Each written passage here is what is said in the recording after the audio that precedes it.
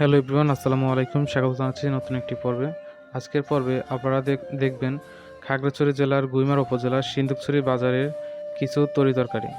এই বাজারে যে তরিতরকারিগুলো আসে সেগুলো হচ্ছে পাহাড়ের একবারে অর্গানিক।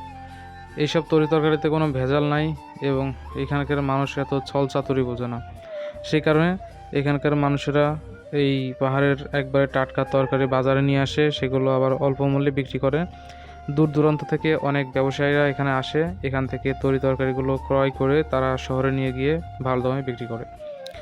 এখানে বাঁশকুড়ুল পাবেন, বিভিন্ন প্রজাতির যেই বিভিন্ন ধরনের পাহাড়ি তরিতরকারি পাবেন, যেগুলো হচ্ছে একবারে অর্গানিক।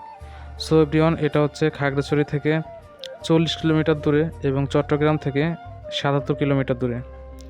এটা হচ্ছে খাগড়াছড়ি থেকে আসার সময় জালিয়াপাড়া নামবেন, নামার পরে সেখান থেকে সিন্দুকছড়ির নাম বললে সবাই চিনিয়ে দেবে।